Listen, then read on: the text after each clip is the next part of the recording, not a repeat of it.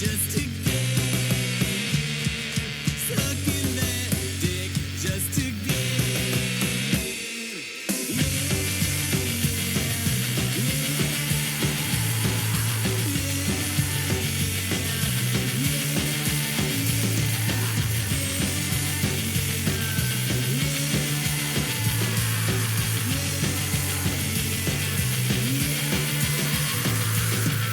I play dead when I can be alive. Keep my name out of all your eyes. If you with me, then rise. If you against me, then fly.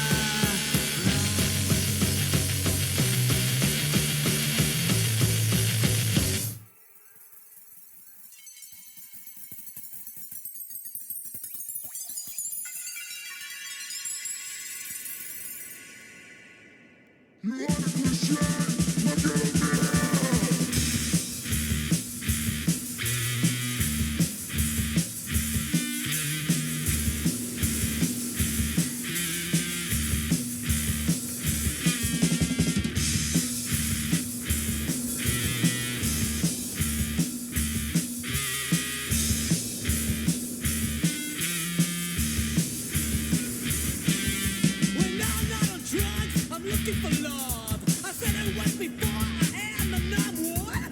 You don't want me, baby? Ah, damn, it's good. This is what they gave me, and this is what they took. Forever daydream, I even through that night. Turn my head over onto its side. Talk to myself all through the night. Raise up one that we can get right. I'm a Christian, I'm a Christian. These are the words that I say. I'm gonna end it one night for the beach because I'm gonna die my way.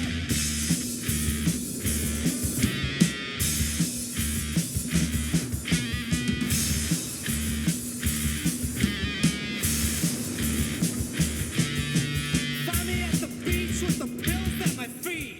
White in the sand with the bottle in hand. See the sunrise to reveal a surprise. A pain in the river, a taste in your mind.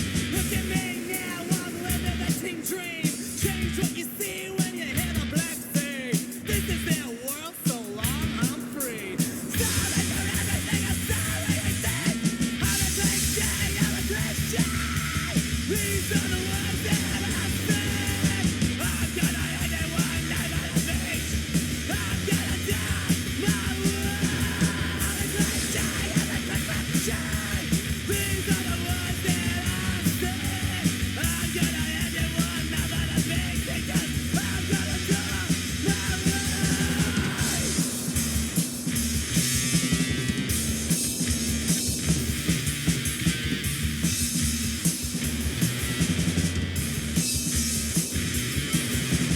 I'm a cliche, you're a cliche. This is cliche, communication shit. I'm cliche, need the cliche. Mental health cliche.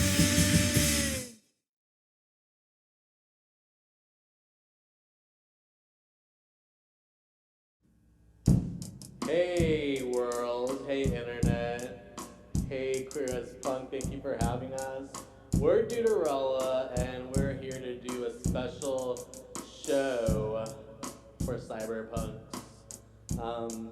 Huge thanks to Birdcage Studios for making this magic happen, and huge thanks to all the queer as punk crew. Love you guys, hope everyone's staying safe and sane. Be good to yourself and be good to others.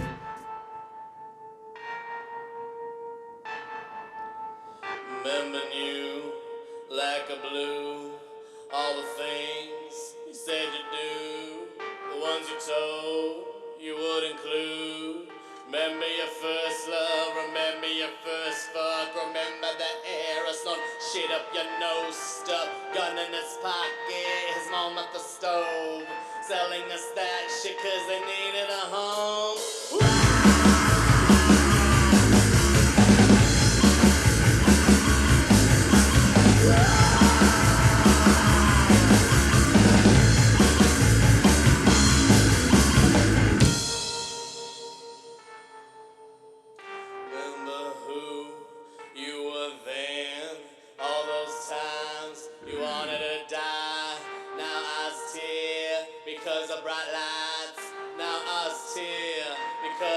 lots. Remember the passion, remember the seeds, remember the oceans and the mountains and seas.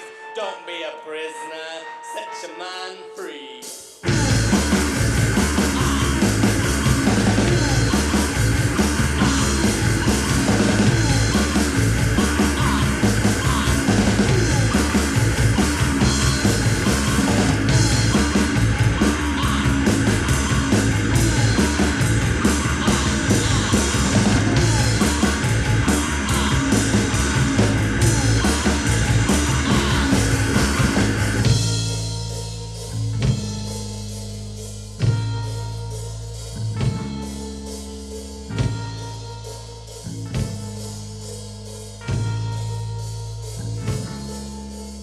Remember your first time, remember your first fuck, remember your first love, remember your first come, remember your first cry, remember your first tear, remember you.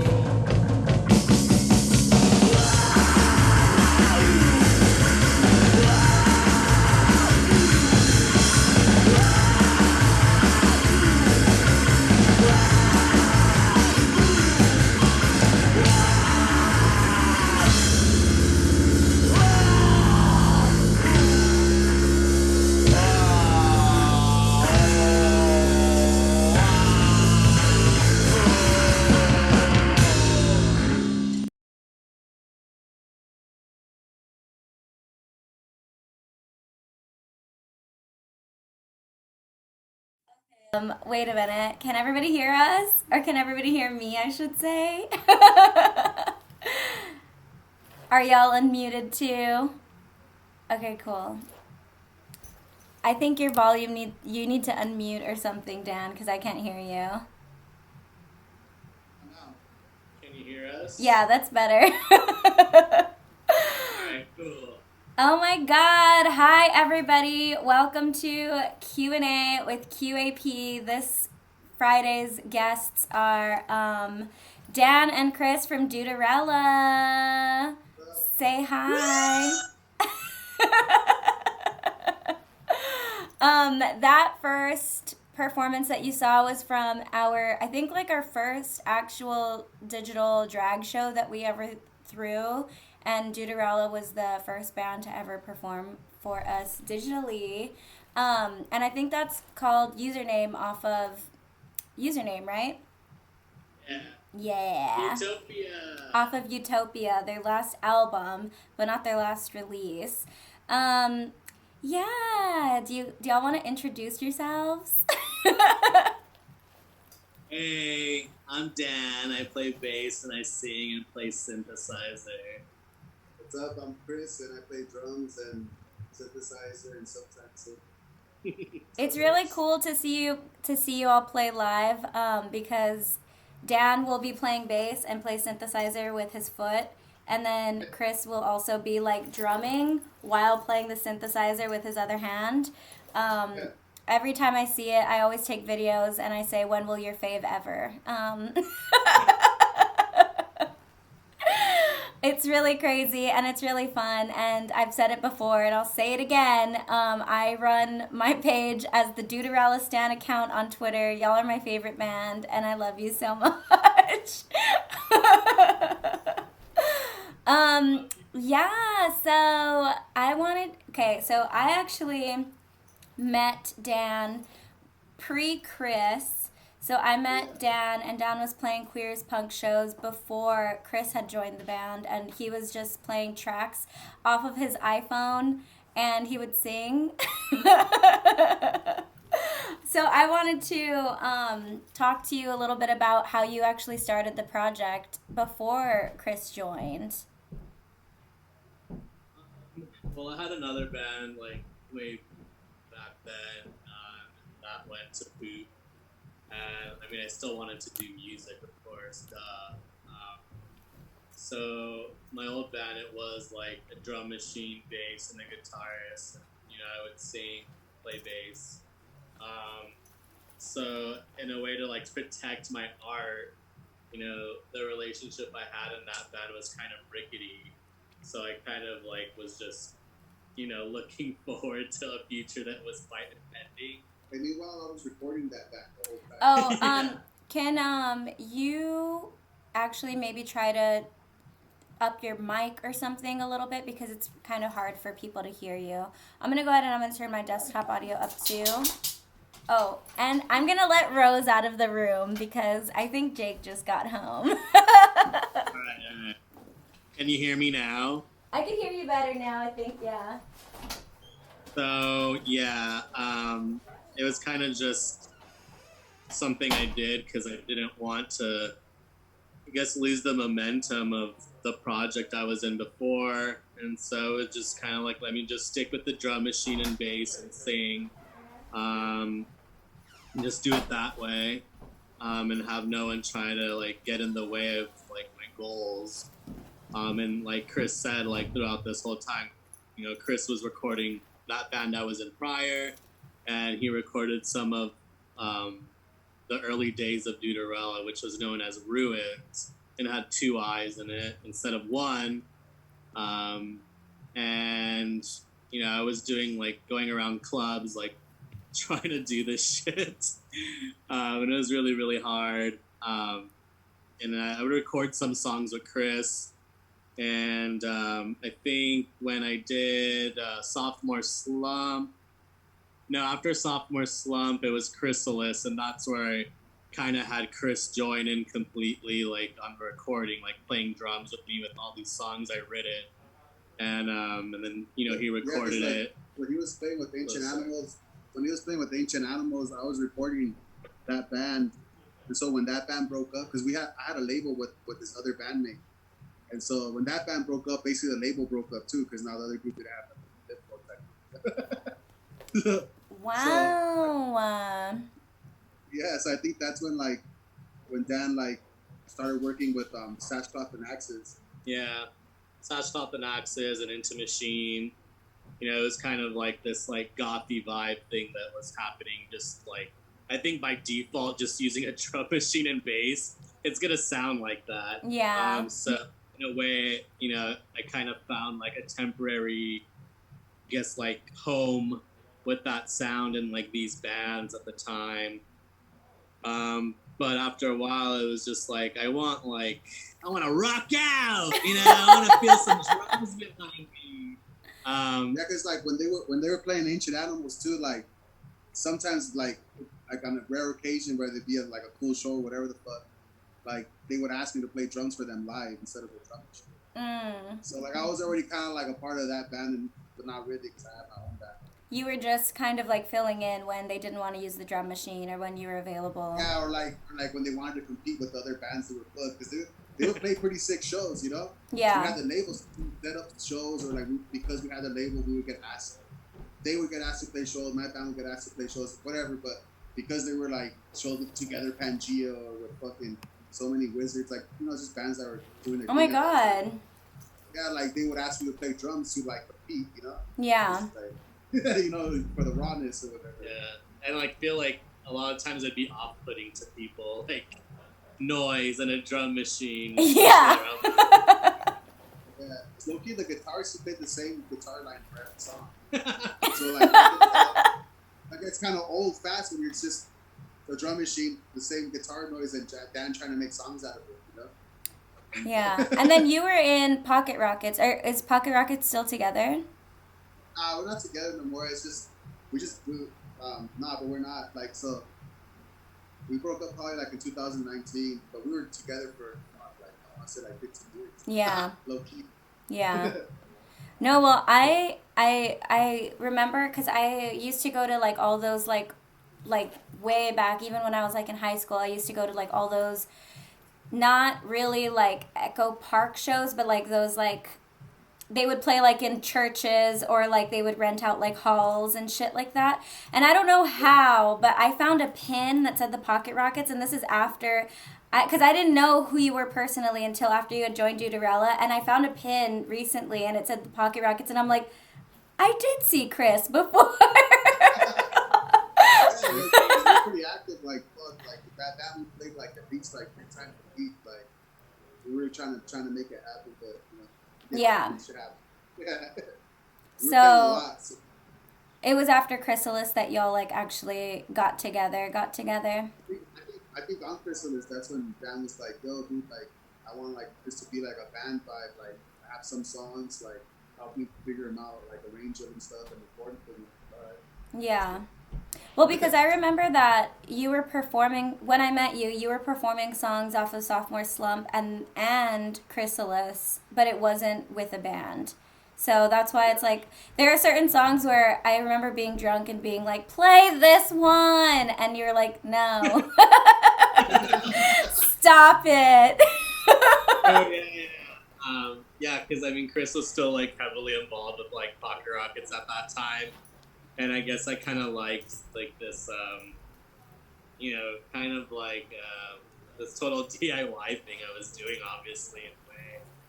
And it was kind of cool because like it gave, I feel like that time gave Dan like a good opportunity and experience to like carve his own path. Because like for the most part, like we were doing, me, him, and the other two were kind of like trying to do this thing.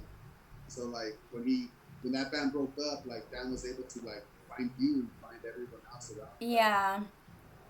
No, yeah, I remember because I used to throw this show that wasn't Queer as Punk. It was just like a night designed specifically for bands because I would always want to book like all of these bands, and I was like, I can only do one for every Queer as Punk. So every band that I like thought of, I would put it on like a second lineup, and then that was my show that we would play at the Offbeat. And Dan showed up with like this go-go dancer. Do you remember that? It was like Halloween show. Yeah. I think it was a Halloween show. I think it was my birthday show, actually. And you did a set by yourself, and you were like standing on top of like this big bass amp, and then this like go-go dancer was like pouring beers all over himself through the entire set. Yeah, I remember that. I remember like fucking up the words on like chicken and the meat. And it's still ingrained in my brain that you like turned around at Skirt and you were like, You fucked up the lyrics. What the fuck? Not to this one. This one's my favorite one. Paying for it, you fucked it up. But yeah, I remember that show. It was like dressed like a cowboy or something like that. Yeah, I feel so like- no, the go-go was, and he had on like a cowboy hat and like an American flag thong or something like Oh, that. yes. Yeah, that was crazy. I mean, like, I always get nervous playing live, always. But I just remember, like, those days, like, it was so much more nerve-wracking, because it's like, Because you were all by yourself. yeah, but it's like, what is this person doing? Like, it sounds like rock, but it's not, like, being introduced to you people as rock. It's like, yeah, what is this? But it was fun. It was I loved fun. I liked it. And then I mean, now I really, really love it. But it was fun before. I mean, you played like every show that I threw, so. Yeah, for real. Well, I remember. I think the first video that y'all put out together was Black Beach, right? And that was off of Chrysalis. That was like Oh, the yeah, that first was music it. video that you filmed together. Yeah. Yeah, at the my grandma's pool hall in Lincoln Heights. Oh my god, I totally forgot that it was your grandma's pool hall that it was filmed at.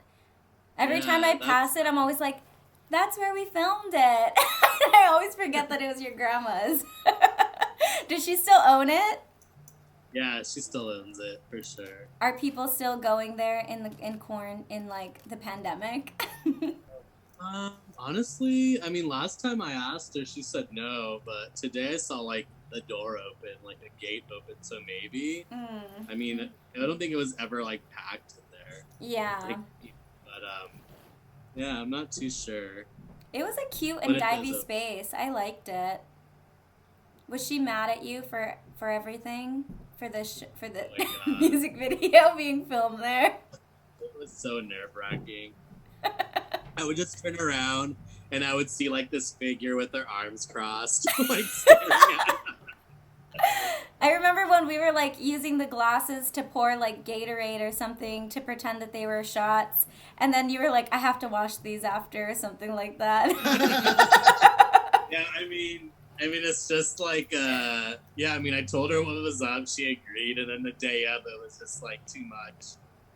But we got through it, thank goodness. Yeah. That's like how I feel like my grandma would be too, though. She would say yes, and then it would. I remember throwing like a backyard show at my house once in high school, and I was like, this is what's going to happen. I'm going to have like 3 bands play, and they were just like my high school friends' bands. And then the second that everybody started showing up, she was just like, Yeah, they were like, "Oh shit, it's real." no, yeah. And then I remember like after one band played, my grandma went up and she found the microphone and she was just like, everybody needs to lower their voices and quiet down. I was like, Grandma, stop. You're embarrassing me. Hell yeah, the Backyard parties were awesome, though. It was fun. And then it got shut down because my grandma yelled at everybody. And and then I wasn't cool anymore because my grandma came and yelled at everybody. I don't know, that would make it cool. You're not cool if your grandma doesn't yell at you. I guess. All right, we're going to watch your first music video, which is, well, this isn't your first music video, but this is the first one that we're going to be showing tonight, and it is called LA Dream. Do you want to give us any like background stuff on this? I mean, I think it's like my favorite video. Really? Honestly. It's just so, like, I don't know, it's so cool to me. Our friend Alan, he directed it, he filmed it, and I just had all these ideas, and I think that's what I'm just happy about, is that, like, I literally got every idea I wanted into a screen for this music video, you know? First time. Yeah, it's just so awesome. Like, it's so different textures, different colors. I think, yeah, it just felt like this was us coming into our, like, own in a way. It was fun to film, too. I was going to say that this music video reminds me of, like, everything that you post on, like, your other Instagram account, where it's like you put a lot of your art up and it's like a lot of different textures or like a lot of like different visuals like mixing together. Yeah, Skirt knows what I'm talking about. The Duderella aesthetic. I feel like this music video, out of because I feel like all of your other videos really do have like this like really theatrical movie quality, and they're all like really professional looking, and this one kind of is like very DIY and very like your art stuff. Totally. I feel like it's like technologically, it looks technologically limited, you know? And I think that's kind of what I like sometimes about, like, I guess anything. Like, pretty much making something with what you got, even if it's not a lot. But it's also like a mirror of like what we grew up in, like in the early 2000s, you know? Like, that kind of vibe. And I think that stuff just stayed with me. Yeah. My favorite part about this video is the big cardboard that says, Dude, R. Ella. That was pretty cool. All right. Backyard party vibes. We're going to go ahead and we're going to play LA Dream.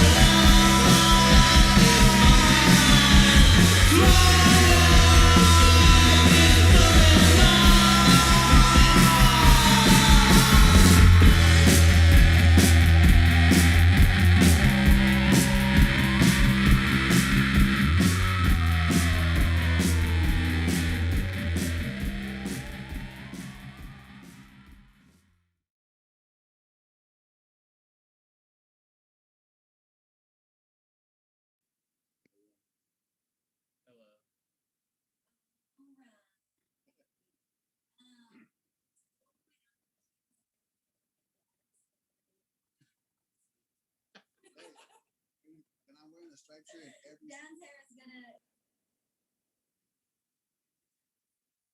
But not my striped shirt though.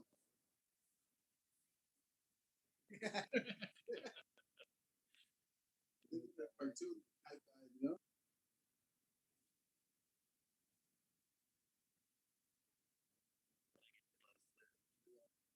Is that better? Woo!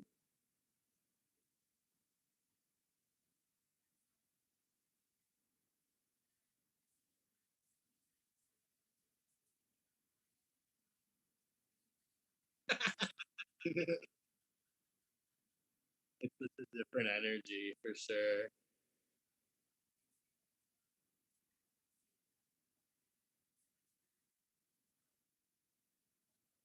I didn't turn my mic on. Nobody heard me.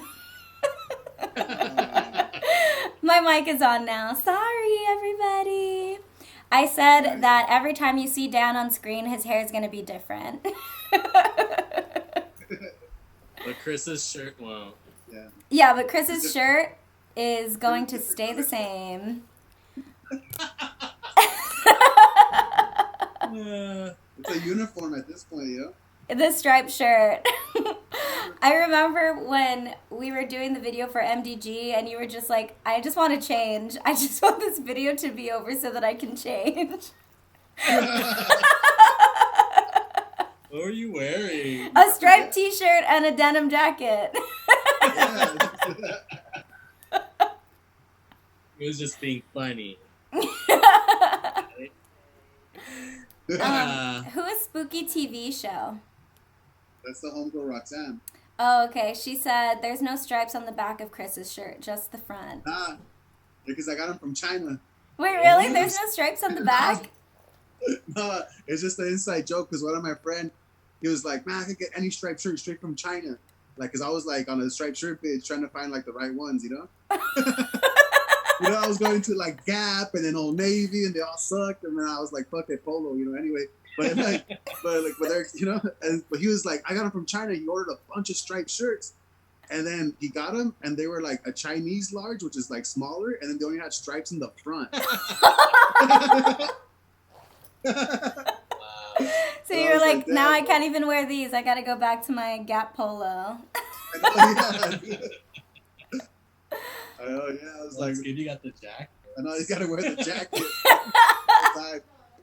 Who's in the back of my shirt? I think that Duderella is a fashion icon. I will say that. I love your big dangly earrings. I love your hair always changing. And you just look cool all the time. I appreciate that. And except when I'm not the one who does your makeup. Dude, I know. You did like the best makeup for me in Oakland. Yeah, that was really cute. OMG, Epicene redeemed Duderella takes a hit. So now you have to take a hit. Okay. Dem's the rules. Notice how I took out Baby Takes a Hit because I will not be doing that today. Yeah. I'm not going to die on stream. Shit.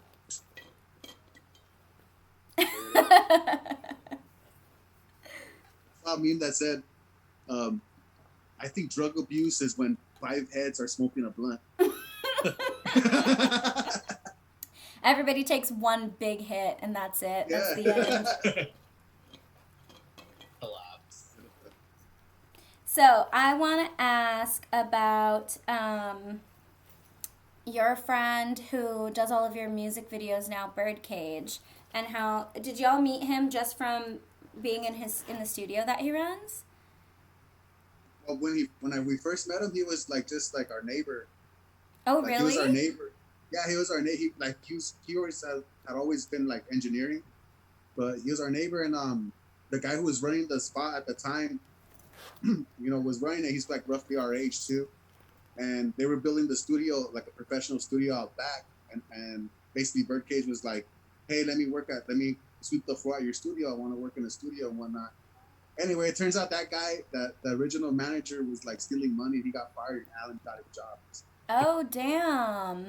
Because Alan, was like hit up the owner like, hey man, I'm down to work. Let me know, Yeah. I'll clean, I'll fucking sweep the lot, whatever, Yeah. Because he Yeah, just so, wanted to yeah, work so- at a studio space.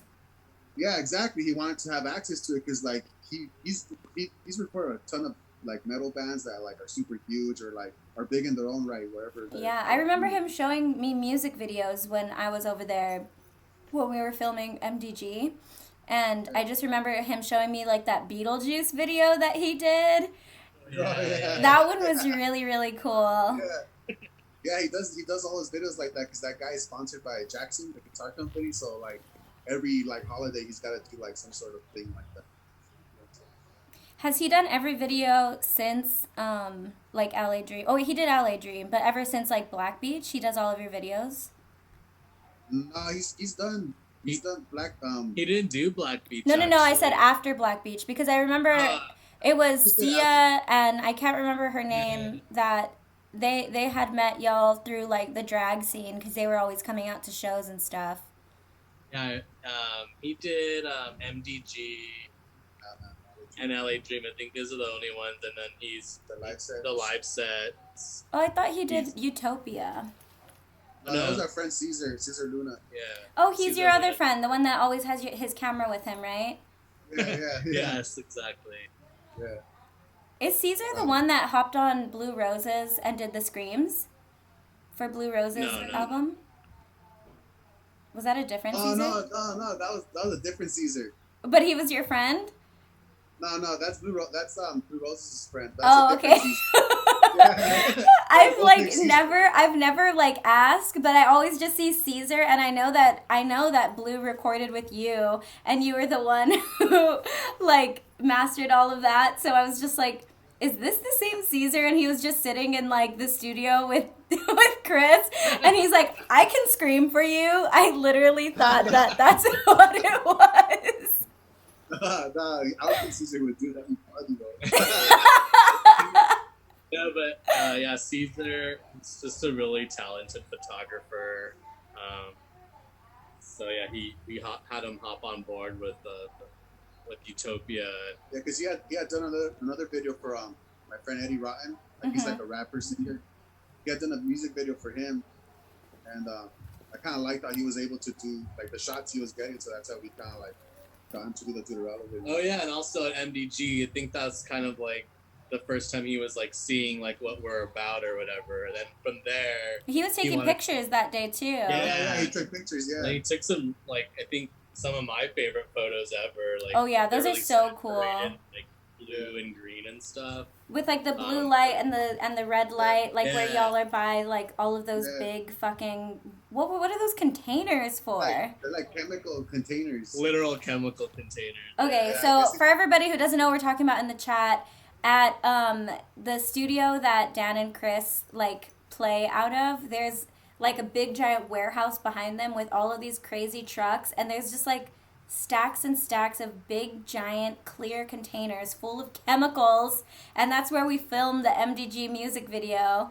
And I just remember looking at everything like, this isn't safe. There's like big like skull and crossbones on every single one of those things. Yeah, this is where you get turned into a Ninja Turtle right here.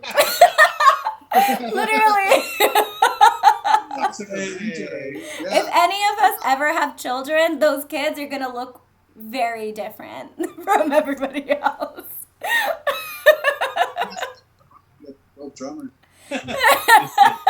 This is how we get X-Men powers, Skirt Cocaine said.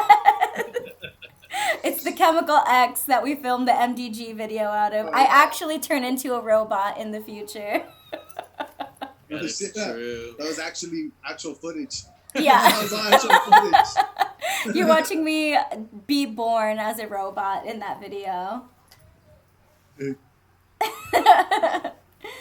then But yeah, that was a cool video because like even when we did it with the MBG video, when we were working with Alan, like a lot of the stuff that he did for us there, like he had to teach himself how to do it. oh really? So like the portal, like Oh yeah, the portal. like when Jake's looking at the tablet with like all Oh, like yeah. the things, like Yeah. like so he had to learn how to do all that stuff, which is props to him because that shit took like I remember seeing him trying like for like 2 weeks trying to perfect the portal. Yeah, come that's out so of. cool. And it looks so good. I mean, there's a lot of really I cool. tripped out on them. I was like, what the fuck? Like, for real? With that video specifically, I think there are a lot of like those, because I know that your whole album is kind of about like technology and like, you know, everybody being like consumed by it. And I feel like that video has a lot of like it's one of your videos that has the most like technologically cool things that go on. Like that whole like thing in the beginning with like that little like monologue thing, like Star Warsy, but it's robotic. Reminds me of the Terminator. Yeah. And then like the portal, and then whenever you see out of my eyes from Yeah, like that's from just my cool. point Yeah, of I view love from the that. video, and Like, it's like God, scanning everything.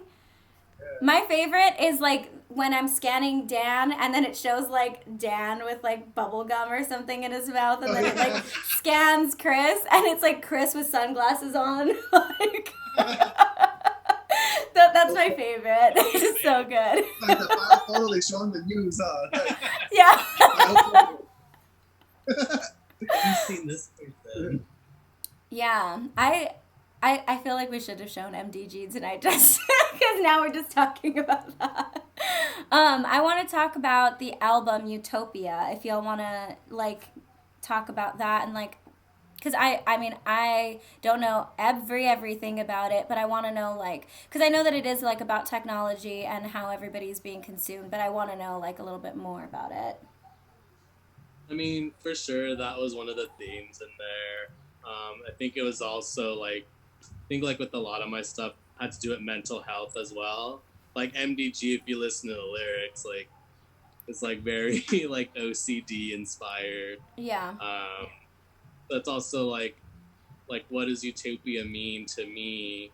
But like it could have so many different meanings. What does it mean to you? Like one of the ideas of utopia was like, you know, technological, and one of them was like, am I gonna reach utopia taking like medication like Zoloft, and is that gonna be a utopia, or is it, you know, is a utopia not always what it seems? You know, it's just all these questions like of what I guess what that word means. You know, Yeah. I feel like people have like kind of put on a pedestal in a way, but also it always has.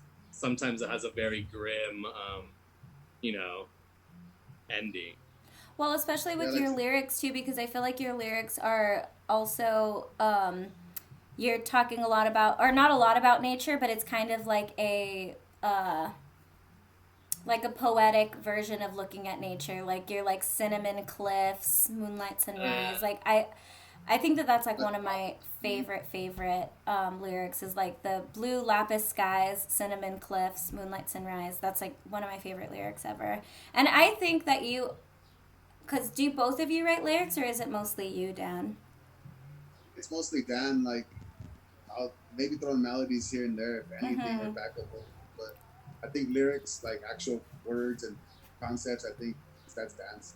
No, yeah. I feel like you're such a good writer. Like every time that you're like writing, even just like your small little, maybe gonna turn this into a song one day, and then you put up like a little poem that you write or something, I'm just like, oh my God. Like, it's so good. When you sent me the lyrics to Black Beach, the first time that I was gonna perform it, I texted you immediately after and I was like, sad face. I was like, oh my God, I did not know that that's what the song was about.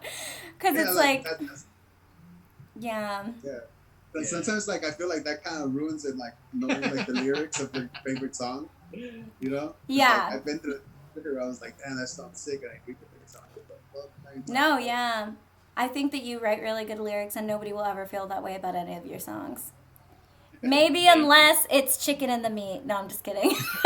I mean, thank you for that. That makes me feel good. I mean, I've always liked to write, like lyrics or poems. That's how I started, like a long time ago. I was just doing poems, and then, you know, I got a hold of a bass or a guitar, playing along, and just like whatever would come out, or trying to at least, and then it just kind of just morphed into this. But no, I mean, those lines in Utopia, I think they came from a dream I had. Like I literally like had a dream of like it was somewhere in Montebello. I don't know why, but I like climbed up the hills behind the mall or something. Oh, and yeah. It was just like crazy. Like after I woke up from the dream, I was like, is that place real? Like it was so still. It was so calm, and it was like there was no worry in your brain. And if they were like a million miles away from you. It's just like it was just kind of a weird thing because I had the dream again and I tried to go back to the same spot. So it was like I don't know, some weird shit. Yeah. But yeah. Yeah, but Utopia, like I think like that was like for us like as a band, like that was the first time like we wrote the whole thing together as far as like the music or even sometimes the lyrics down there would have them written in the book or whatever, and we just put it to the song. Yeah. So it was like the first time we wrote like together like The full album, right? Yeah, like Yeah. And we actually had a concept. It's like, all right, cool, Terminator the musical, let's run it. It is Terminator the musical. That's how I felt about MTG the whole time. I was like, this is Terminator the musical. Because that's our shit. Like I grew up like one of my brother-in-laws in the 80s, early 80s, you know, to the early 2000s. He's a prop designer. But like me and my nephew would always be on set with him, so we'd be on like all the sci-fi sets, like Star Trek, Power Rangers, even. Oh my god!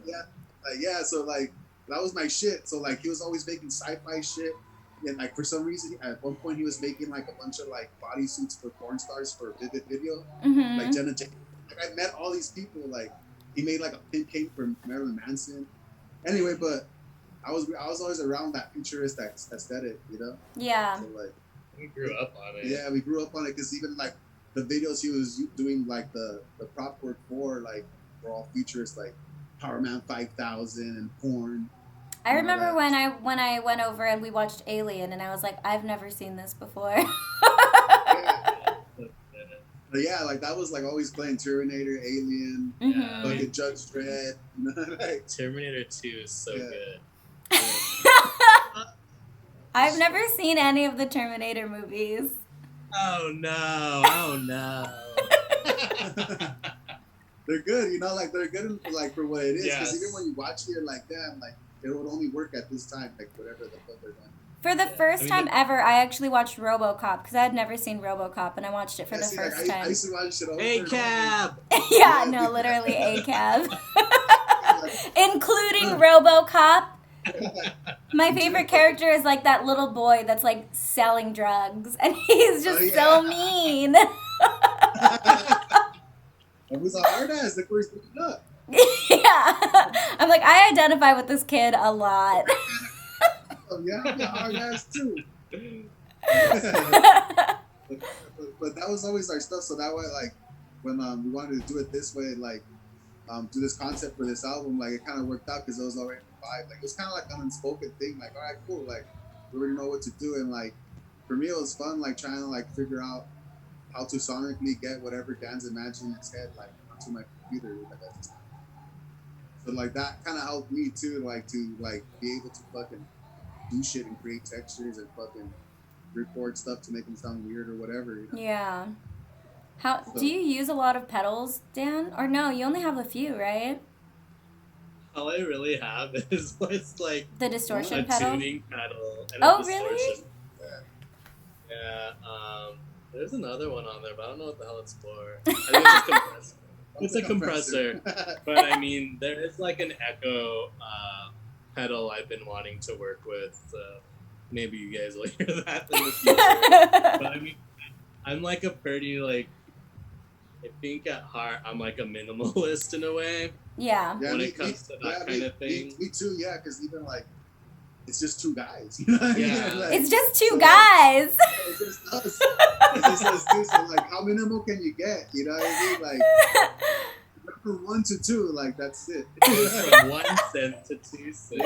I remember when you were writing something, Dan, and you were talking about, like, people not talking shit about you, but just, like, kind of asking, and you're like, we're a minimalist band. Just, like, shut up and leave us alone. I know. Oh yeah, it was like It was a show we did at the bowling alley in Eagle Rock. And Oh my god, the- I hate the fucking Eagle Rock bowling alley so much. Dude, the sound is the worst. The It's sound is never, the like- worst. The manager there is the worst. He does not want like any He bands doesn't playing want it there. happening. No, he doesn't want it happening, and he That's makes awful. it so hard for anybody to have a show there. But continue, sorry. But yeah, like, so one of the bands that when we were opening up for them, they said something like, We need a Why- guitar player. or "Why something. don't we get like another member or Guitar something?" player. And I mean, I don't know what to say when people say shit like that. And if I would just unhinge my mouth, I would sound like a complete asshole, I'm sure. Yeah. But I guess maybe that's kind of not what I want to go for. But they said something about like us wanting to be cool because of that, and then it's just like, I mean, that made me like, how do I even take that? What It's band like- was it? What show was this? It was Haley and the Crushers. It was who? Haley and the Crushers. Haley and the Crushers? And then after she was hating at first, and then after when we played our whole set, she hit us up with a low key, "Hey, do you think I could join your band?" Like, you know, Stop. I swear to God, You're lying. I swear. Like she's telling me, and I was like, I'll hit you up. Like, I don't know. I don't know if you're trying to be in this band if you're hitting on me, but like either way, I'll see you around. Oh my god. Another layer to the story. Yeah, and then that band stopped playing after that. They released something. I don't understand critiquing somebody before you even see them, number one, and then like two, why are you critiquing a band at all? Like that They you asked barely us to met, play. that you barely fucking met. Like For me, it's kind of cool. Like I kind of like it. It's like that ambivalence. You know, they're like this at first. And then Yeah. throughout the set, they're like, and then they're like, But- oh, they are cool. yeah. I think it's like turning down that wall, you know. It's like, But yeah, that was one of the worst shows ever, hands down. Yeah, that Us. venue is so bad, and that fucking fuck that band. Fuck, you're cool. Exactly. but yeah, Utopia. It was a good concept album for us. It kind of helped us like broaden our horizon as far as like what we can do or how we can like make it happen. No, Yeah, it I was- think you two are very powerful together, and I think that you don't need to add anybody else, and it can just be you two together forever. Rock and roll. Rock just and roll. Okay, so what was I want to talk about your Utopia release party because that was fucking epic and amazing. And then I want to talk about I don't remember, but talk to me first about the release party because that was fun. So yeah, so we had this plan. This is all pre-COVID, mind you. So Yeah, this was we had this. Yeah. So we landed like I think like you guys helped us out, or I think Drew, right? Drew Trap. Drew, yeah. Drew, she helped us get the connect for Moroccan the Lounge. Moroccan Lounge, which is kind of like almost a direct competition to the Echo type vibe. That was like the biggest stage we played, I think. that That's it. stage is so fucking cool, and I will say I don't know how they treated y'all, but I feel like they look like they do a better job of treating their bands than the Echo does. Hell yeah, they do. Yeah, the Echo I'll just is say that. Like, for sure, the Echo sucks. Yeah, I mean, it was I fine. still want to play them. Yeah, me too.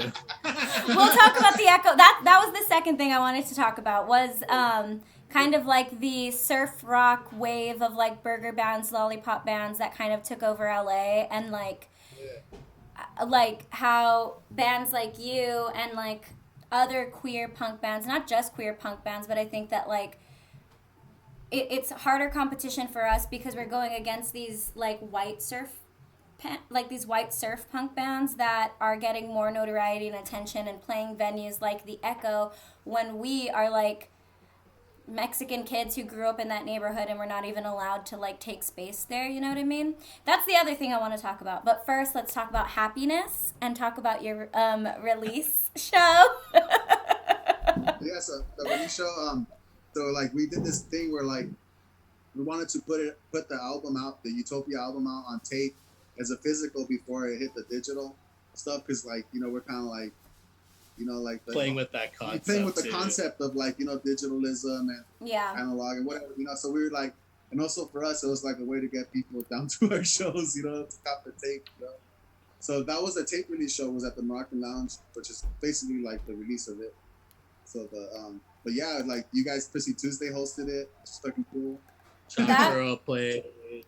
Royalties, who I had never seen before, and they were so fucking good.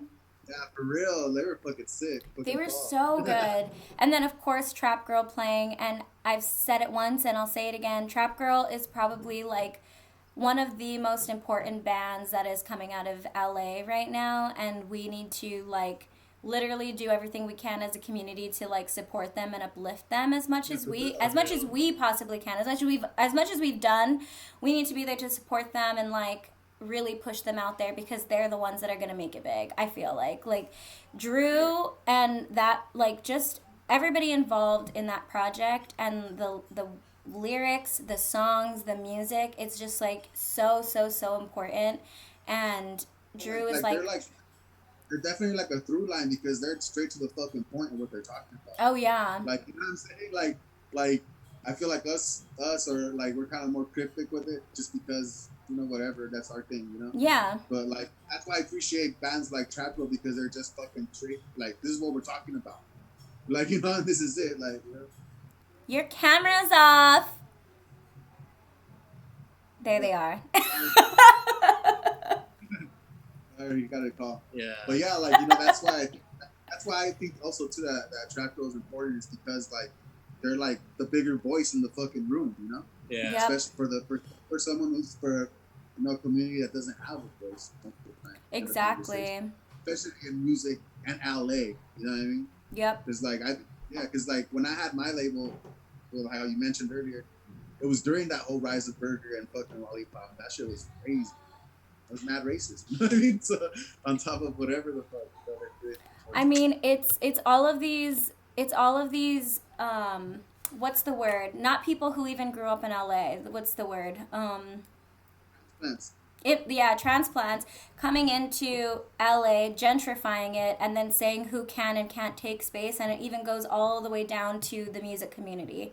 That's what it is ultimately. And when you want to throw on the fact that like Dan is a queer person and Dan is a brown person and all of these other things, it's like Dan and Chris are brown people. It's like, it's just so crazy, because I remember you were telling me stories too, Chris, where you were saying like, talking about like shows back when Burger Records was coming around, and they were like trying to like not scout, but they were trying to like scout at like parties that you were throwing or something like that. Yeah, hell yeah. Like they would like hit us up to book their bands and stuff at our parties, or like they would have us like, hey, can you put our name on the flyer, like as like we're like throwing the party.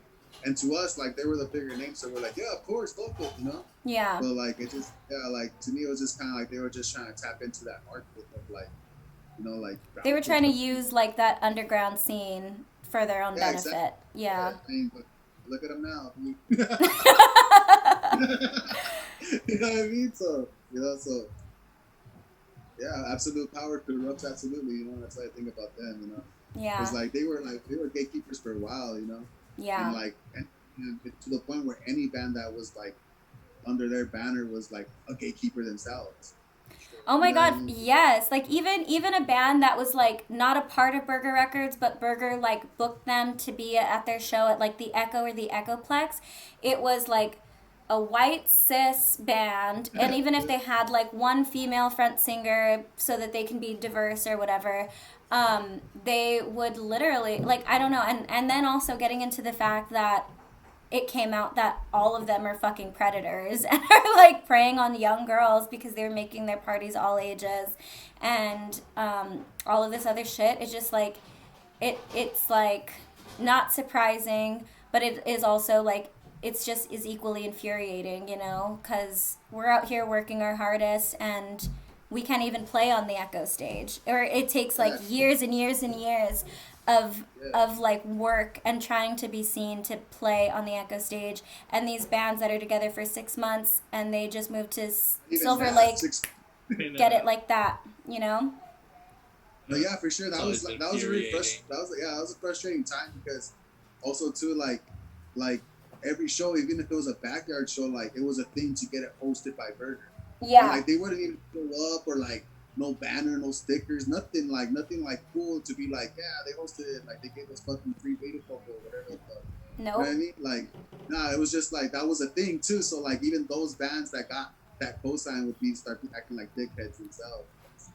Yeah. Yeah, like because there was even bands like literally from my area, like literally down the street, like that they like got that cosign and like all of a sudden they were hot shit. Yeah. You know what I mean? Like, I remember, well, because we played the Echo, and the only reason why we played the Echo was because of Rudy from Scum being able to host that like month at the Echo, and they had asked us to headline one of the nights, and I just remember like me, John, and Vicky were like I almost cried. I was like, oh my God, like I've been coming here since I was like 14 years old. I've been seeing bands here since I was this young. This is like, to me, this is like my big stage that I'm going to play on. You know what I mean? And then these like white girls who were like a friend of some other friend like came up into the green room and they were complaining about how they were upset that the bands drank all of the beer and that there wasn't any beer upstairs or like some shit like that. And I was standing next to Vicky and I was like, I need to go outside, otherwise I'm gonna beat this fucking bitch's ass, because it's like, this is something that I really, really worked hard to get, and it happened only because Rudy got the chance to like host Scum there for a month. If it wasn't for that, we wouldn't have even been, we probably would have gone to this day without playing the Echo. And it was like a really big deal for me, and seeing like some girl who I didn't even know, she wasn't even in any band, like come up and complain about the green room, which I was like, oh my God, they gave us Gatorades, they gave us waters. tickets. It was infuriating. It was so like, I was like sick. I was like, fuck this. But I played, and you know what? We did great. Yeah. It's just some entitlement, you know? Mm-hmm. Yeah, you know, like that's what I'm saying. Like just because like those type of people have the confidence, like, or they're just used to that shit. To us, like that shit's special, you know? You know what I mean? Like moments like that, and like it's weird, like that they feel that way, like they can do that, you know? This room isn't even green.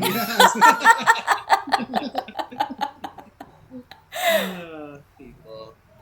I didn't know that the Moroccan Lounge was like their biggest competition, though. Like that, they were like kind of like the same level, I feel. But I mean, the Echo obviously got bigger acts, but I think they both did actually. Yeah. It was like the Moroccan Lounge, fucking Monty's, that bar by Monty's, that place. I feel like Bootleg had a lot of really cool stuff, though, There you go, too. Bootleg, yeah, Bootleg, yeah. But yeah, the Echo was a trip. I got in a fight with another band that the Echo was. Tea. Give me the tea. we were booked with this band called Vision. Trip out, like. So this band called Vision, they were a burger band, like, but they were from East LA like us, and they got booked with us because they were from East LA. They were booked with us. So anyway, we were like in a park, we were parking like to unload our gear, and they pulled up all crazy and and we basically met at the parking spot, like, you know, like them like backing in and us going into it at first, and we ended up taking it, and then the singer gets off like, yo, dude, what the fuck, like we're gonna take that spot, and we're like, dude, we're just gonna unload like right now, like. Stop tripping, you know? Like, yeah. You can't even park. You can't even park it. It's red, you know? Oh, hold on, wait. Somebody's asking if you could be louder. Oh, yeah. Sorry. You just gotta get closer. Yeah, we closed it. So anyway, so the guy gets out of the car and we see that he's basically the homie at this point, but I mean, not after. But and we're like, oh shit, what's up, bro? Like, why you tripping? Like, relax. We're just gonna unload right now. Like, you know, you're next, you know? And he like, I guess he was probably coked out or something. He's like, no, fuck that. Fuck that, you don't run LA. You don't run LA. And we're like, all right, dude, whatever, bro. Then, like, just get out of here then, you know. We'll circle the block. We'll be gone, you know. So, whatever. We did that. And, you know, those parking lots behind the Echo? Those two parking lots? Yeah. So my two bandmates are walking down the alley, and I'm unloading the basket of shit with my brother. And they're walking down that alley, like, where the parking lot's at. And then, so I get in the car and we pull up and we just see the other band confronting my two bandmates, like all fucking, like West Side Story style. Like, they're like, you know what I mean?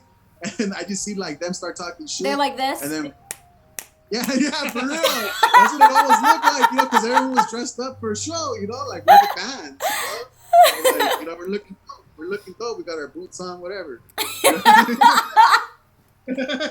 You know, so like I was just like, what the fuck's going on? Like, this looks confrontational. So as soon as we park, well, like the singer just clocks my guitarist, boomed, and they just start getting down. It was like 2-on-3, and then like me and my brother just fly out, and there was like two guys were on my guitarist. I just jump kicked one of them in the back, just fell on his knees. Anyway, so we ended up getting down, and the whole time I'm looking for like my other bandmate. I'm like, where the fuck is he? Why isn't he helping us fight?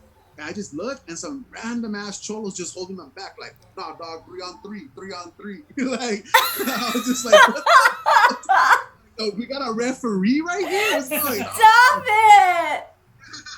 So, like, I don't know. It was just like a quick tussle, you know? It was just like a diffusion than a fight. But anyways, we ended up having to fucking play with that band still. So, like, the management's all like, all right, you guys play first, and they fucking escorted us in and everything. It was funny. I used to work at Two Boots Pizza, so I used to have to park back there all the time. Mommy. They've since closed down, and they're a piece of shit company. But before I worked there, I will say I always went into Two Boots before and after a show that I saw at the Echo and the Echoplex. So. Yeah, you can order it at the bar. Huh? Ordered at the bar. Yeah, you could literally order at the bar. That was annoying for me when I started working at Two Boots. It'd be like, What the fuck did I want? 2 slices, and then it would say like level 1 or level 2, which was like the Echo and the Echoplex. And if you forgot the number when you were on your way, you would walk to like the Echo with the slice, and they'd be like, no, we don't have anything. So then you'd have to walk all the way fucking back down to go give them downstairs. And then by the time you got up, you have to run your ass out because there's like another 4 slices that some drunk bitch ordered. So just order a whole pizza. Like, why are you getting slices? Literally, I think you could only order slices at the bar though. All right. Big boxes at the club. No, I never even bought drinks there. I would just drink their water and get wasted in the parking lot. Yeah. Or it's like so easy because the fence is just right there too. If like the security guard wasn't working that night, just like pull it over, tell your friend and just toss it over. Yeah, exactly. Sneak a bottle, like, for sure. Be like, give me ginger ale and just. The amount of times that I did that when I was 19 at the fucking Echo. Alrighty, so we are gonna go ahead and since we've been talking about we haven't even been talking about anything about your music. It's all part of the making of the music, though, you know? Yeah, no.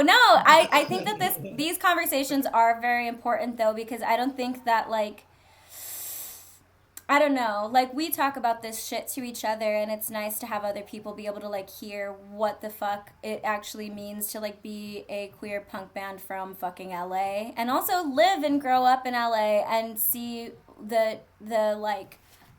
effects of gentrification and everything like that, like, are felt, and it trickles all the way down even to, like, the communities that we're living in, you know what I mean, and that we're working in. So, let's talk about Utopia, the video, and then we'll go ahead and we'll watch it. Okay. So, kind of had this.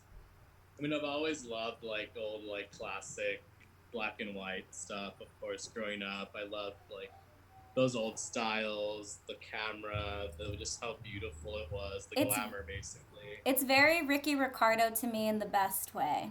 Yeah, that's exactly what we referenced. Yeah. Like, I was like, I want it to be kind of like Cuban Pete. Yeah, like that Cuban Pete. It's the stands in the back for me. Yeah, that was definitely like a major influence for the video. And then like Mike Laure, he was an old cumbia rock and roller from Mexico, and so I just had these ideas, and I guess it kind of like vibing with like a vintage future type of thing. So that was the vibe for this, really. And Cesar Luna did it. We filmed it in Huntington Beach, and we got some of our friends to like, Be the fake band. be the fake band. I love them. I love them in the back. It's so good. I think what's crazy is that like, did Eddie play anything on that song? Yeah, the synth. Yeah, but like in the actual recording, I think the dude that's playing bongos in the video, he actually played bongos on the song. Oh my god, that's so cool. You're like, so that he knows the beats that he's hitting. You don't need to see the synth player that much, but you need to see the beats on the bongo. But he's like, he's just a homie. He doesn't even play like that. We were just like recording it one day, and he was like, "Hey, this would sound sick. You got some bongos?" I was like, "Go for it." He's like, "All right, cool." I love that. Chris calls the guys in the back, the band, he calls them the Utopians. Oh my god, that's so cute. I love it. I just watched the Tina Turner documentary, and I didn't know that the backup dancers were called the Ikeettes. Not to bring Ike Turner into this, fuck Ike Turner, but the backup dancers were called the Ikeettes, so the Utopians. It's really, really cute. Yeah. They could be the Dudettes. I love that. Duderella and the Dudettes. All right, let's go ahead and we're going to play Utopia, everybody. So, Dan, that means mute.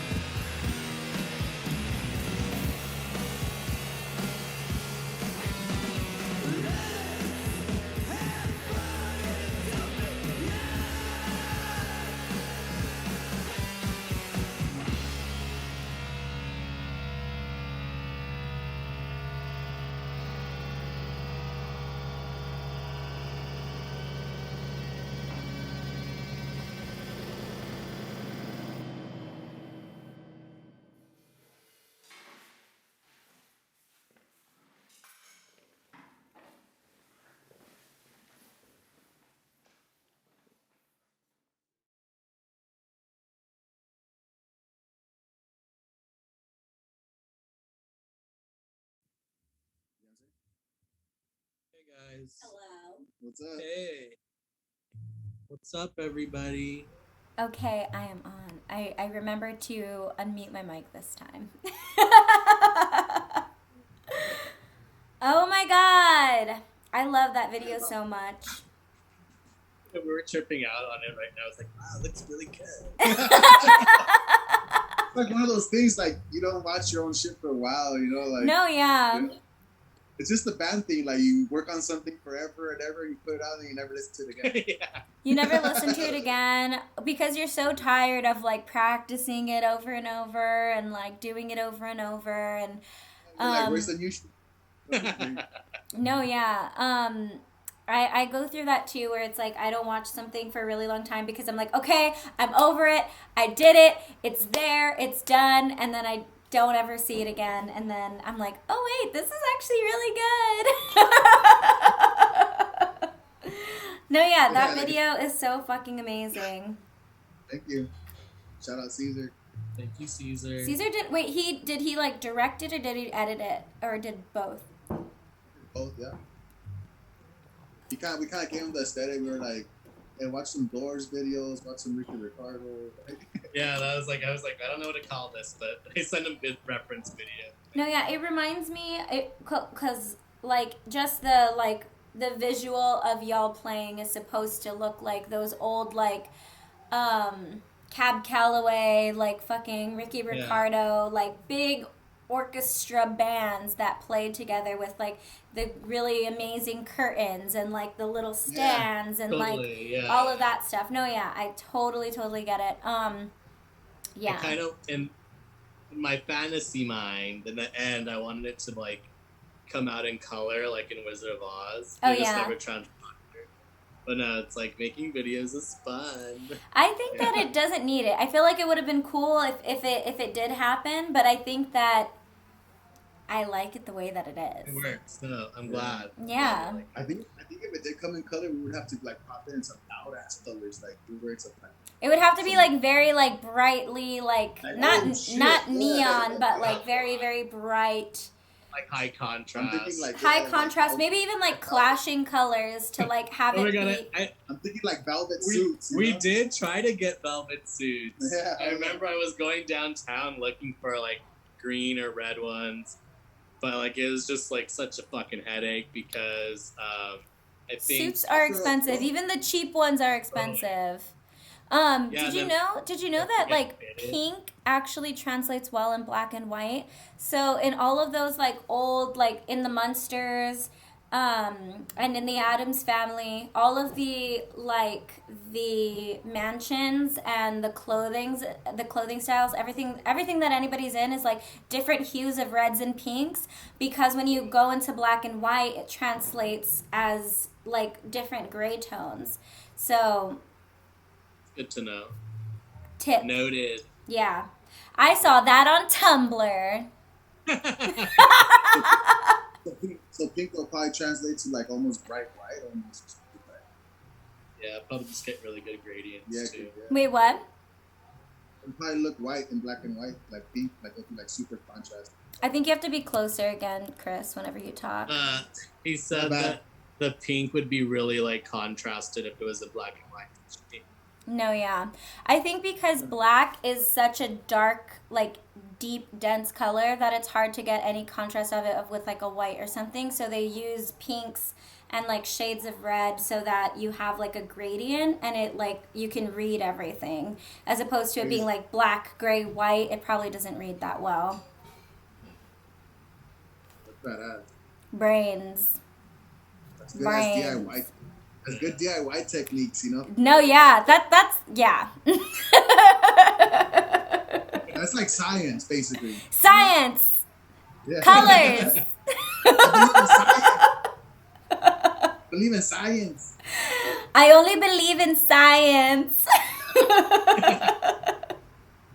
My favorite is I hate orphans. You what? Yeah, I hate them. Come again? I hate all the orphans in the whole wide One world. more time? Yeah, One more time? come again? It goes one more time? You know He's a what? great- It is very problematic for a white man to play a Mexican man, but something about Nacho Libre I just feel in my soul. He is like all of my cousins and my tios. For real. He just looks like a Chewy. Like you could Chewy. No, he does look like a Chewy. Pancho. Oh my Yeah. god. His name is Ignacio. He does look like an Ignacio. I will agree with that. Yeah, Nacho. You call him Nacho. Yeah, Nacho. Yeah, Nacho. I love that so much. Oh, Nacho, please. Oh my god. Okay.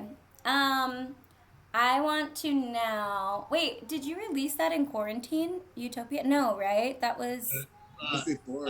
Yeah, okay, here's the thing. We were supposed to have like Oh yeah. a show to release that video. That video, and we were gonna do it at Non Plus Ultra. I It didn't happen. remember.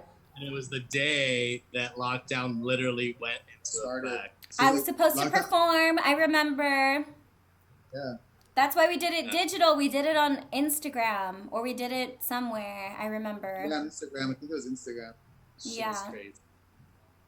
Yeah, Because- that week it was just like little by little things were closing, and then Friday they're like full lockdown. You know, people were getting scared and stuff like that. But yeah, it happened that day. I remember now because Skirt said that that video and that song just basically kind of like realized what 2020 was gonna become. Everybody was in masks in that video. The thing is that we wrote the whole album in March of 2019. 2019. Yeah. Yeah, And then that's like the crazy. video didn't come out till like way after that. Well, March 2020, because that's when lockdown happened. Yeah, basically. When was the album release party? What month Yeah, was because like That was like November. it was October. Oh, October. Yeah. It was October of 2019, right? Yeah. Okay. Yeah. Because that was for the tape release, and then we were gonna have like the digital release alongside with the video premiere at Non Plus. Gotcha. That's why it was in March. Yeah. Wow. Yeah, so like most of that was written before all that. You know? Even Yeah. Before March of 2019. Then Yeah. we started writing like November of 2018. It's like a long time now. Yeah, it's like meshing of time frames. That is so wild. I know, yeah. Get us out of here. Now look at us. Now we're having conversations through Zoom. Very utopia. It is very utopia. What the I fuck? do. I need to make a visual drag album to Utopia and do it all for like this. This now. Actually, Skirt Cocaine's digital drag number 2 Utopia is like perfect Okay. Oh, for yeah. like what, because I think Skirt filmed that only like 1 or 2 months into quarantine, so there's like towers of like toilet paper behind them, and then Yeah, they have yeah. like Selfies. they're on the computer with like their selfie stick and like all of this other stuff. It's like so perfect. And then like with the mask on, just like turning around like this big Marie Antoinette look. It's Yeah. Love it. That shit was lush as fuck. That shit was dope. no, yeah, it was so good. Kurt That's- also did our video for Supreme. Oh my Oh, god, yeah. yeah. That was filmed at what's that location called? It's in downtown. I can't remember the name. Rec Center. Rec Center, The yeah. rec center. Also about the rec center, aren't they always like getting shut down and open back up Think again? so. But yeah, because people be living there. Mm. Yeah, because the Utopia video came out March 21st, 2020. Oh my god. So it was like in Yeah. fucking quarantine. Crazy. When did In y'all real film time. it though? When did you film it? Probably like a month or two before that. Yeah, in January. Yeah, it was in January, I think so too. Woo. Wow. So we're I'm a not wit.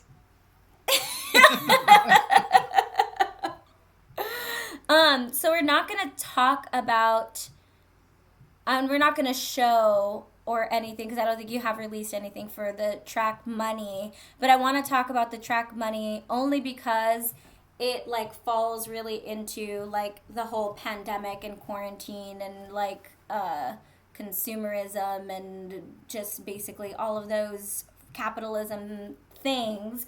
I want to talk about Money because it came out after Utopia. It came out in the middle of the pandemic. So I do want to talk about that a little bit. Can you let us know about Money? Yeah, I think we were actually in the studio. We're practicing like live set. Yeah, We and just did a then live stream for. for We're practicing a live set that we were just gonna put out because we just wanted to like, put out something out for, fucking quarantine vibes, Yeah. and then he had like his beat machine set up. And then he like came up with something. I think Caesar was in here filming us, Yeah, or like taking photos. I started playing the drum machine, and with the other hand, I was playing the synth, like usual. And I was like, remember that. Yeah, but yeah, it's like a slow, draggy beat because I've been listening. I was at the time I was listening to this rap group called Griselda Records.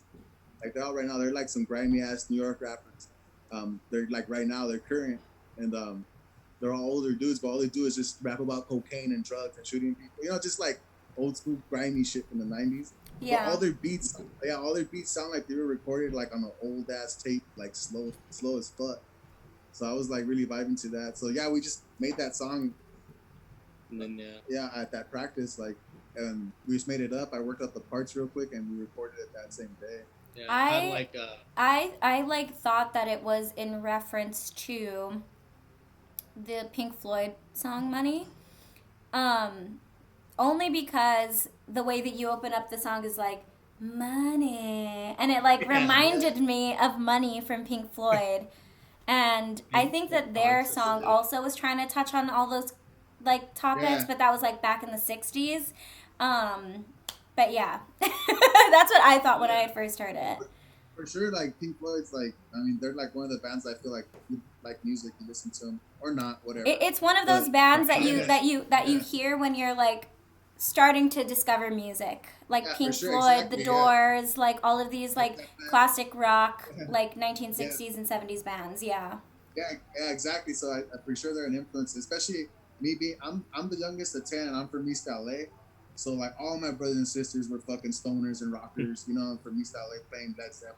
That's how my family is too. Yeah. Yeah, So like I've been listening to that music since before I was born, basically. No, literally. My first show was Ozfest because I was 5 and all my family were metalheads and they wanted to go to fucking Ozfest. My first show was a Marilyn Manson show with my sister. That shit was crazy. Yep.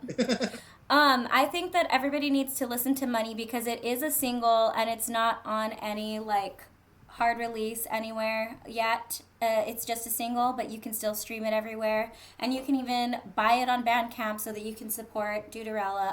I suggest that you buy it on Fridays because on Fridays the bands get money tax free and they get to keep every penny that they make on Fridays. So if you are feeling like you want to buy music on Fridays, you should buy Money by Duderella. Do it. And actually, wait, I want to talk about we talked about Money, but I think this came out after Dream FM because I think Dream FM also dropped right when like everything was shut down. It was like a month or two after everything shut down. That was in May. We dropped Dream FM in May 2020. Yeah. I want to talk about Dream FM because it is your cover album. Oh, it's like 5 tracks, but it's a cover album. I want to talk about why you chose each and every song because each and every song is like all of them hold a lot of different memories for me from like growing up, and then to like see that y'all put them all on a cover album, I was like, oh my god, what? Yeah, I mean, I think I chose Britney Spears song just because it's like that's like I was growing up IRL in real time. That was on TRL, and it was just like impactful. And listening to that song later, it's like, wow, this is a fucking dark ass song. It is, and it kind of sounds like it's pretty gothy, but Yeah, and the other songs are just songs I grew up with. You know, my mom would listen to them on in the radio in the car driving. You know, so and I think it just takes me back to like, you know, the '90s, or in this weird way that like the '50s had like this moment. So I think I always just loved that vibe. But you know, with our Duderella twist, you know, we want to like, you know, take you somewhere a little like sci-fi-ish or something, and Break it down. yeah, break it down like that. And I think, I mean, Chris really got it down with fucking sounds for that. Well, I really love that it's all deconstructed a little bit, you know? Like all of the tracks are like deconstructed versions of those songs, but not in like a way where it sounds like you're only playing like an acoustic guitar and like a voice, you know what I mean? Like they're deconstructed, like you like deconstruct the beats of it all, and you have it through like what did you use, like a synthesizer, and you use like a drum machine, and you used like I just think that that's really cool, and it goes with the title of the album, which is Dream FM. And I think about it being dreamy because it reminds me of like my childhood and all of that, like all of these songs that you chose specifically. But that's just me as a listener. Yeah, that's awesome. Hell yeah. Thank you. The art worked. Like I love that. Like, that's what's. And it was hard for us to choose songs for that too. For a quick minute, we were like debating Talking about it songs. for a long time. Yeah. Because you're like, I want this song. No, I want this song. No, I want this Yeah, one. it's like, you know, but then like at the end of the day, I think we broke it down like, okay, which ones hit harder and which ones do you think we can play like live, just us two? Yeah. Like, oh yeah. Because like some of them like were dope, but like it was gonna take like a bigger production because the Yeah. song already has a big production. Yeah. It's kind of like I wanted to keep you in that. I wanted us to keep you in that same realm, but our thing, but not take it like you said, exactly how you said it, basically. Yeah, I mean, and I actually do, like, for me, myself, I want to ask each song specifically. But I also want to point out that it got me really, really excited that y'all had played the Carano, tribute night, and you did a cover to the Poor song. And, oh, wait. Yeah. The Poor song, right? Yeah. And then it appeared on Dream FM, and I was like, oh my god, it's recorded somewhere. Yes, it's here. Well, you had recorded it, and you released it the day of the Carano tribute night, but I think you, like, re-released it and, like, remixed and mastered it and everything for Dream FM. So Exactly. I want to hear everything. I mean, I think I just really love that song. I mean, lyrically, Yeah. I think like that's one of the first bands I think me and Dan really connected on, because like we had art class together in high school. We went to high school together. Oh my god, So, wait, I didn't know that. Yeah, you know, so like me and him were always like in the same fucking circles. You know what I mean? So, but for the most part, but yeah, so like we had art class, and like I think I was the only other person besides Dan that like well, that I knew of, and then he kind of I would like the cover arts. I would like make T-shirts and cut them out and sew them onto my shirt. You know, or my pants or whatever the fuck. Like punk, but well, his artwork, you know? Chris! So, like, That is so cute! I still have one of them. Sell me one! No, I'm just kidding. So, like, that's one of the first bands we connected on. Like, and to me, like, I connected on because, like, that was around the time when I was starting to play drums. And then, like, seeing them just be a guitarist and a drummer, I was like, oh, fuck yeah, like, they're making hit records, and it's only 3 of them. Yeah. You know what I mean? Like, and one of them's not even doing nothing. I mean, well, she's singing, but you know, I can't do that. So props to that. You know, so like, but you know what I'm saying? Like, it's like a young artist. You're like, wow, I could do that. You know. So, It is a minimalist band, and that song on it, like, that song itself is a very, like, minimalist song. Like, they really kind of, like, stripped away a lot of, like, the really, like, heavy music stuff of it, and they just, like... Yeah, because, like, it was, like, them and, like, Strokes and Interpol, Killers, like, White Stripes, probably, like, kind of, like, on their level, but they were, like, in between, like, all of that. they were the weirdos. Yeah. No, they were. Like, hey, they were like, hey, why don't you as pop as us? You guys still Don't try. get me started on the yeahs, okay? Don't get me started, okay? Like, Yeah, no. so like, So yeah, but we picked Poor Song because I think like that's like one of the songs that I think it's off the first fucking album. It's a secret song, like if you're a fan, like you know what the fuck it is, you know? Yeah. Like, you know, so like I think that's why we picked that Yeah, song. totally. That is why we initially picked that song to play, because we're like, we can't do Date of the Night. Someone's definitely gonna do that. We can't do Art Star. Someone's gonna do that. And I feel like we are a pretty chaotic band for the most part, so I wanted to do something like Different. totally on the other spectrum of that, and I thought Yeah, that was the right song. It wasn't gonna be Maps. It had to be something like obscure or something, but Yeah. And that's kind of like what they did by putting that song on their record. Yeah. because of chaos. And so it's kind of like, fuck it, it's flip the flip, you know? Yeah. The first time I heard that song, it was when I saw, I had like a hard copy of a DVD where they played at the Fillmore. One more. Oh At my the god, Fillmore. that's such a good one. Capital F, capital I, capital L, capital Ah! Yes. So good. And she sang, they played Poor Song, and that was the first time that I had heard it. And I was like, oh my god. So when y'all played it live, I was like, the feels. I just remember because there's like the recordings of y'all playing at the Queers Punk for the Karen O tribute night, and you just see me, or you hear me in the background go, and that's you! Like when you're singing. Yeah, like, I think that song hits hard for, like, at least for me, is because like I think when I heard that song is when I was, you know, starting, like, you're in high school, you're fucking weird, Yep. and you're trying to fit in, you know, so that's why you're starting a band. Yep. You know what I'm saying? So like that's like, I don't know, kind of broke down that whole fucking Yeah. pretentious period.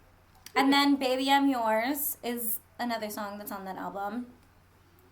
Yeah, and that was definitely just like one of those songs I grew up with, you know. I think I've also been in that mind state, you know, with that kind of love in the past. So, you know, that hopeless romantic in me deep down inside is still in there. Yeah. I think it's just something that I wanted to like touch on again.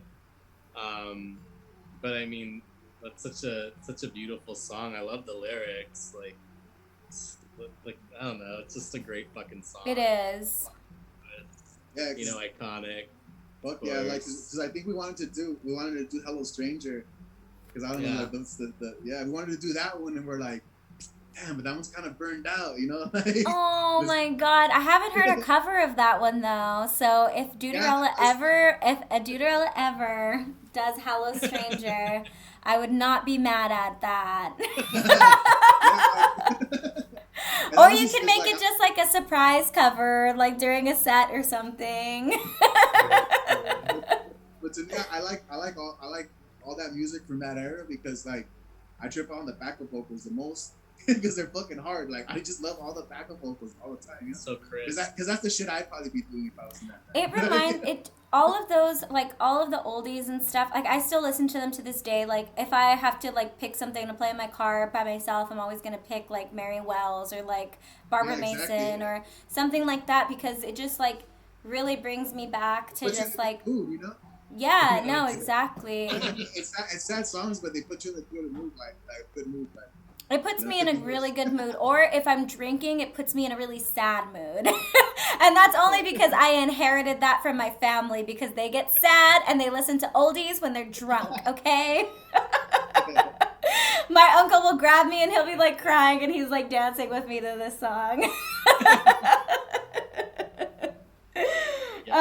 Okay, well, we're gonna have to wrap up soon, but I do want to, before we all wrap up, I want to talk about Perspective, because this is your latest release. It's a single that y'all just put out, available on Bandcamp on Fridays. Buy it, or if you're cheap, you can stream it on Spotify. That's okay. You already pay $10 a month for Spotify, and there is still some merch available for this release. But the video actually is not available anywhere else unless you are giving Dan and Chris money on Patreon, and that's the only other place that you can watch this video. So you're never gonna see it again. Skirt, I'm telling you right now in the VOD, we're gonna take this clip out of this video, okay? So you actually played Perspective for the Queers Punk 4-year anniversary, where you were alongside the Yeah Yeah Yeahs. Yes. That was crazy. Dan and Chris were the first people that I texted when I was like in emails with Carano. Yeah. Oh my god, but also when they performed the song they chose. I They played know! fucking I know! It was literally like you two saying that you bonded over the Yeah Yeah Yeahs literally makes my heart like soar, because I think about that band and I think about how important they were to me like growing up, and seeing them live for the first time, and then like having them at the 4-year anniversary just felt like it was such like a weirdly like it's just like the way that things all like connect in your life, you know what I mean? Like it felt It was a synchronization of something, you know? it felt like it was like written in the stars kind of thing, you know what I mean? Like Yeah, exactly. it's so wild. It is so wild to me that like they were the band that like the first big giant name that I've ever booked, because of how important they were to me, how many people I've bonded with over them. Like Jean Decay is one of like my best friends, and that was a band that she and I bonded over. And the fact that we had a Carano tribute night literally 1 year, like 1 year to the day before she said yes, like the day that Carano agreed to be a part of Queer as Punk's 4-year, 1 year prior was the Carano tribute night. It's like I don't believe in God, but I believe in things, and that is one of the things that I believe in. It's so magical. Yeah, it was. It was a trip. That was like, that shit felt like, yo, is this fucking real? Like, this is like a dream, right? It's so crazy. And I mean, Dan, you were the first person that I texted, and I was like, hold on, wait. Like, no. It's just like, I mean, it was just like a fucking trip. Like, and I feel like I was like trying to also see it from like your perspective, so it was just like I'm even more big of a mind fuck, because it's like, dude, she must feel insane right now. It was so crazy. And like we like the second that it was like confirmed, the person that I texted was Dan, and then we made a group chat of me, Dan, Chris, Enrique, Myriad from the Mod Pods, and Skirt Cocaine, and we were just like, okay, what are we planning for the 4-year anniversary? And in case anybody here doesn't know how close like I am to Duderella, it's just like, it's so crazy. They were, if y'all were there at the 4-year anniversary, you all saw the like big giant music set that we did with like, how many bands did we have? Like 10 or 12? Like, we had so many bands play, and we rented out this studio. Chris from Duderella is actually the person who mixed and mastered, did all of the sound that day. He mastered everything for us for the 4-year anniversary, for all of the bands that you saw. Skirt Cocaine and my partner Jake filmed all of the bands, and Skirt Cocaine is the one who edited everything together. Like, when we heard the news that we were booking the Yeah Yeah Yeahs, all of us were just like, what are we doing? What are we gonna do? What are we doing? Like running around without a head, Yeah, basically. that's true. Honestly, that day was pretty fun though. It was like, I remember like when we filmed and recorded all that stuff. It was like the first time everyone saw each other for like Literally. five months or 4 months, whatever it was. Yeah, because I can remember we filmed it on August 8th. So the last time we had seen each other was in March. Yeah. Maybe even not even before that, because it's like 2 or 3 weeks maybe that we went without a show, without seeing each other. But we filmed in August, and the show was in September. And damn. But that was a cool day. Like I feel like everything was like, everyone was like on the game. Like everyone knew what to do. Like everyone like came in right when they needed to. Like everyone had everything. Like it was fucking cool. Like to me, cause like in my previous band that I was in, or in my previous projects, like I was always trying to do like the LA music scene thing, you know, like with when Burger was doing their shit. and it was fucking hard, you know. And it was hard to even build a community where like I was like, okay, I'll have a record label, and maybe that'll help, and it didn't. You know what I mean? Yeah. Like it helped in certain ways, but not like where like it's an artist where you feel like validated and shit like that. Yeah. You know what I mean? So like to me, when we did that thing for the 4 year, to me like that was like fuck yeah, dude, like fucking finally like a real community, bro. Like people that give a fuck about each other, and like, you know what I'm saying? So like to me, like props to you and everyone else, like Skirt and everyone, Jake, everyone, like, cause like, dude, like this is like the kind of shit like us artists need and what I've been looking for personally. You know what I'm saying? Like, Yeah.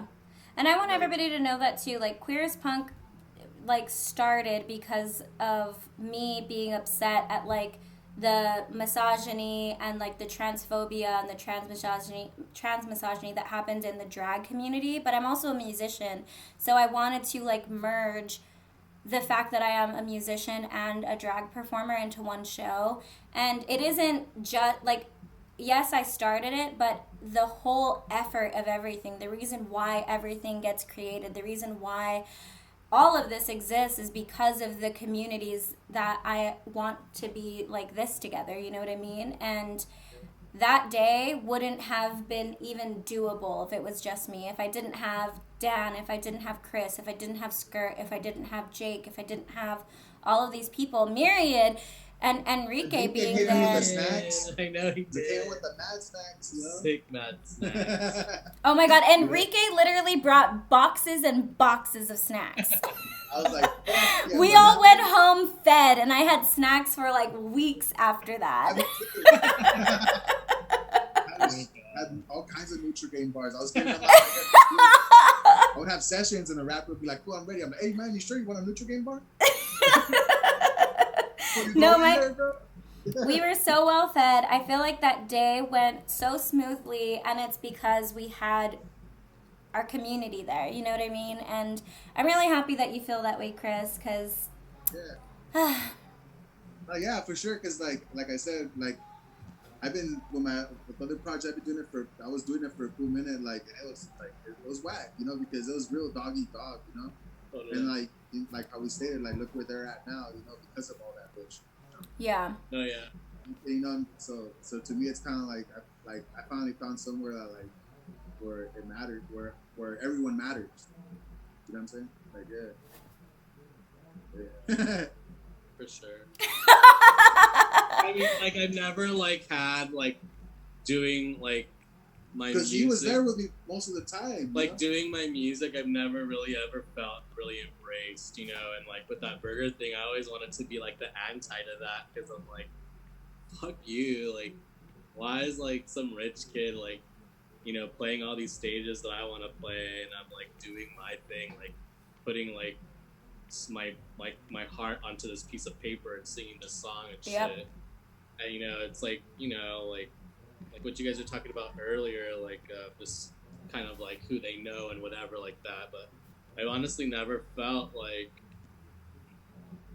good, or not. I don't want to say like good, but like embraced and like feel that like energy to help like lift one other person up until like I got into like the musical queer like space, you know, and it's like, what the fuck, like that should have happened a long time ago, because I mean I'm part of that, like I'm a big old faggot, you know. So, like, I mean I'm blessed to like, you know queer as punk and like, you know, queer space too, like that shit like helped a lot, because it's like it nurtured me, it nurtured us, and Yeah. you know, that's what a lot of artists and creative people need. And a lot of times if you don't have people supporting you on that level, which shouldn't even be like that, it should just be like a natural thing, like you don't grow, you're not gonna push yourself,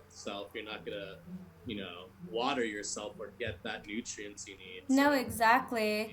Like, I don't know how you felt before having, like, Chris by your side, but I can definitely say, like, there have been places where Pussy Tuesday has gotten booked, where it was just, like, people who didn't even know who we were, but they booked us, and they were just like these like straight guys, and like they only booked like a lot of like straight dude bands that were there, and literally like people would like see our set and just like walk out and like would like go smoke a cigarette or whatever, because we would be like singing about being gay and like being like non-binary, and then like our song about period sex and all of this stuff, and people would just be like gonna go leave now.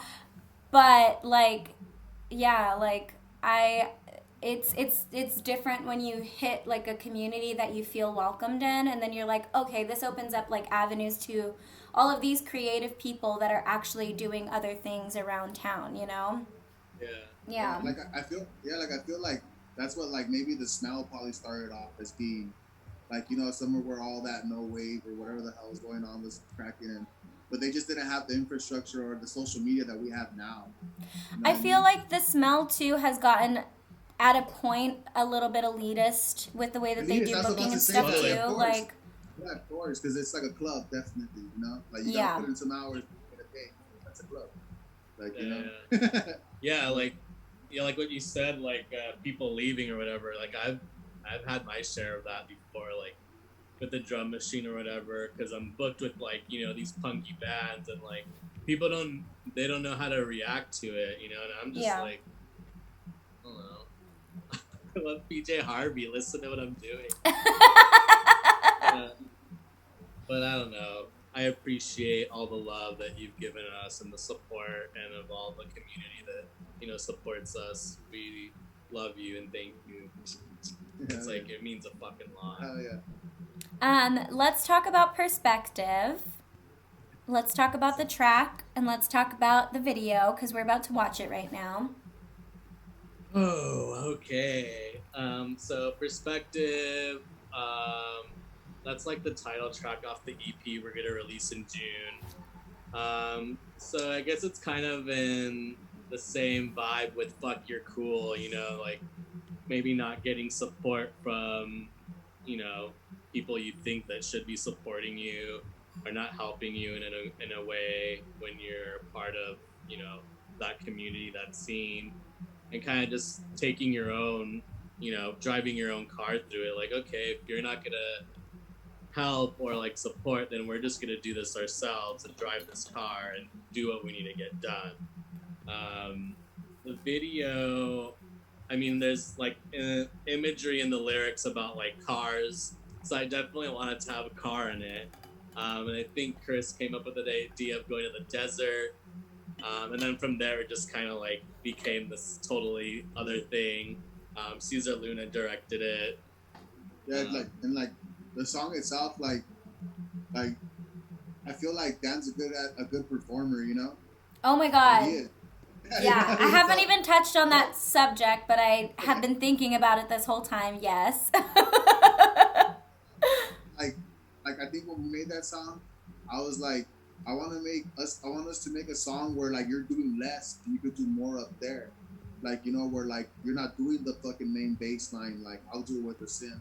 And then you just come in on certain parts, jam out, but like for the most part you could play a character or whatever the hell, you know what I mean? Like, Yeah. be in the moment more than as a singer than like having to focus on two things at once, you know? Yeah. That's me. My favorite lyric in, because the lyrics of this track remind me of Fuck You're Cool, and also Supreme. I feel like Supreme has a like Yeah, you're right. you're up It's like there and you think that we're down here and you get to like kind of call the shots kind of thing, and we have to try to impress you so hard in order to try to like break through, you know what I mean? And my favorite line, I like, and that's why I've always wanted to perform to Supreme, and that's why I always message you like, can you remind me the lyrics one more time? Because the way that I want to perform it is specific, but we're not going to talk about that today. For perspective, my favorite lyric is 1, 2, 3, 4, 5, and 6 are the heads that you hit, and then what my favorite thing is like, Nana, you missed. Tongue in cheek. Yeah. It's so good. I was like, watching the Queer as Punk 4-year anniversary performance of that, and then watching the music video while I was downloading everything today, and I was just like, I love that lyric. It's my favorite verse. It's like my favorite verse in the whole song. It's so good. Thank you. And you also touched on Supreme, and that's funny because it's like, yeah, that is in the umbrella too, because that was like my dismay at like not being embraced by like the LA scene or whatever, the burger bullshit, you know what I mean? Yep. Like that kind of thing. Like you just thank you for that Yeah, little break. Supreme. The lyrics are: show me a color that I haven't seen, play me a song I haven't heard. It's on the same realm of like, there's people that think that they're up here, they think that you're down here, and you have to really try to impress them because they're the ones that ultimately do have the say in bookings and everything like that, like the Echo, like all of these spaces. Yeah. Let's go ahead and let's watch Perspective. We'll come back. And after we wrap up with Duderella, we're gonna have a quick ad break, and we're gonna hang out with Cody Smith tonight. So please don't go anywhere. But this is Perspective. Go on mute, Dan.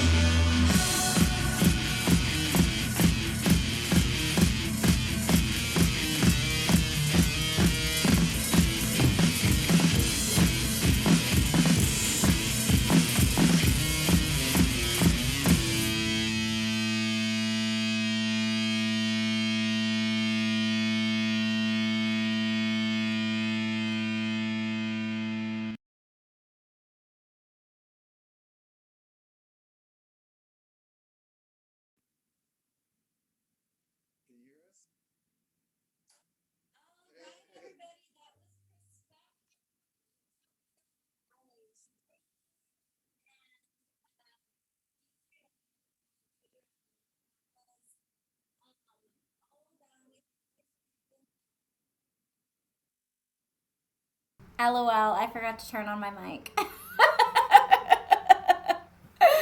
I said, all right, everybody, that was Perspective, Utopia, LA Dream, and Username with Duderella. Thank you all so much for joining me tonight on my live podcast here on Twitch. I love y'all so much. Do you want to say anything? Do you want to give a plug? Do you want to let everybody know anything coming up? Buy our merch on Bandcamp. Stream us whenever you can. Share us.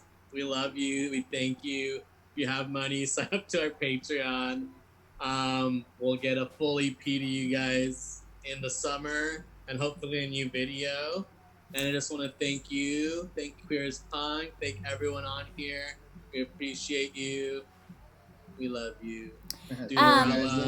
Yeah, so the best way that you can support any artist is by, first, you can subscribe to their Patreon.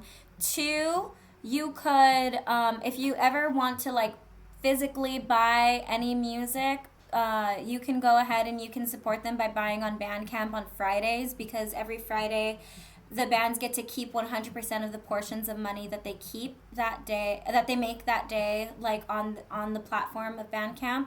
You can buy from them on any other day and it'll still support them, but on Fridays they get to keep 100% of that money tax free. So that's another way that you can support. And yeah, you can buy their merch on Bandcamp as well. I just bought my little Perspective lighter today, so you can go. They're really inexpensive. They're really cheap. Today is Friday, so before midnight today, you could go and you can buy Duderella's music, or you can buy some merch from them. But if not, you can follow them everywhere on Instagram at Duderella_. And you can send them tip money right here. I put their Venmo down right there. Daniel Reyes 32 with dashes in there. Yes, we appreciate you. Thank you Thank you guys so much. Thank you Cody so Smith is coming up next. Yes. Everybody do not go anywhere. We're going to go on a really quick ad break, and Cody Smith will be joining us. So thank you, Duderella, so much for coming today. I'm going to text y'all right now, but please mute so that we could go on our ad break. But everybody don't go anywhere. Cody Smith is coming right up.